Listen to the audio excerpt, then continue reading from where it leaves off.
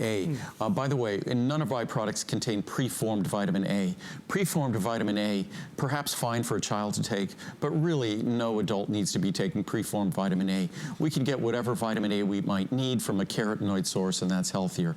But in terms of vitamin K2, vitamin K2, the vitamin K2 MK7, we often think about vitamin K1 in terms of blood clotting. Right. And if you're taking a blood clotting medication, some of those medications, not the newer medications, but some of the older medications, you had to be cautious about your vitamin K consumption. But vitamin K2 MK7 is different. Vitamin K1 directly affects blood clotting, and that's why you have to be aware of that in terms of blood clotting. But vitamin K2 MK7 has a different role. And the role it plays is in terms of calcium utilization. Calcium utilization is something that we want to encourage in our body. We just spoke about calcium magnesium. It's integral in terms of our bone. It's a structural component in healthy bone. And as we get older, both men and women, we have to be conscious of that and conscientious about that. But vitamin K2 MK7 is critical to ensure that calcium goes where it's supposed to go in our bones and doesn't go to other tissues we don't want it to go to, such as our vascular tissue, arteries, and cause calcification where we don't want it. So vitamin K2 MK7, I've said this before, I consider it among the most important single vitamins that anyone could consider supplementing. And when you look at the research, recent studies talk about arterial flexibility. Just in short-term use of vitamin K2 MK7, it's an opportunity we don't want to miss. There's so many questions, Andrew, and it's interesting. There's one that's just popped up. Feel free. That we always get, and that is from Dawn asking about gummies. I know you answer this every time. Well, I recorded a blog that is still posted on wordsonwellness.com, but gummies, they're an insult to our health and an insult to our intelligence.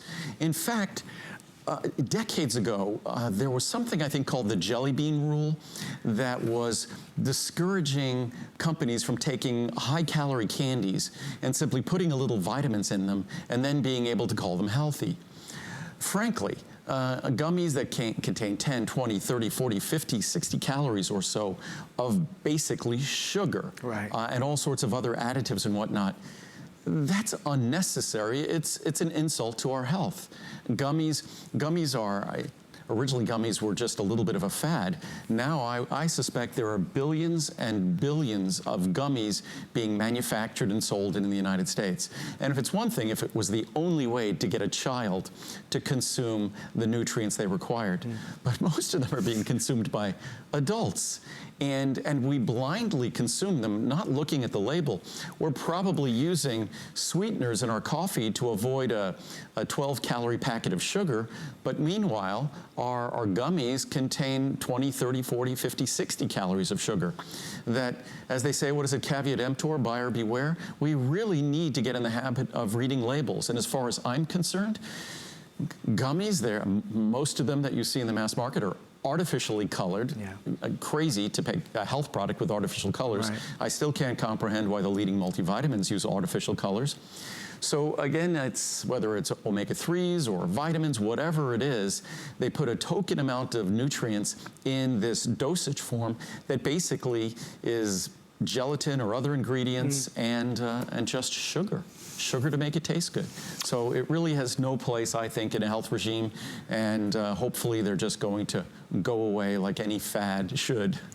Well, Andrew, there's a few people that watched you over the weekend with Ultimate Friendly Flora and the Today Special, which I know a lot of you picked up. And if you're tuning in, there's a couple of quick fire questions. Can we just do these now? Sure, just reel these off. Carmen's asking the best time to take probiotics, and are they best taken with foods? Definitely best taken with food. Okay.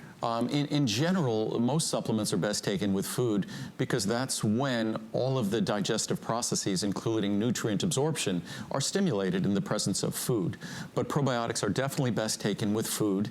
And there's no specific time of day that's better than another, but taking it with a complete meal is best. And as I always say, with vitamins, you take them when you're going to be most compliant. Right. You'll take them when it makes it easier for you to enjoy them most consistently, because that's how you derive benefit, is by using them consistently. An easy one. Pam asks, one capsule or two?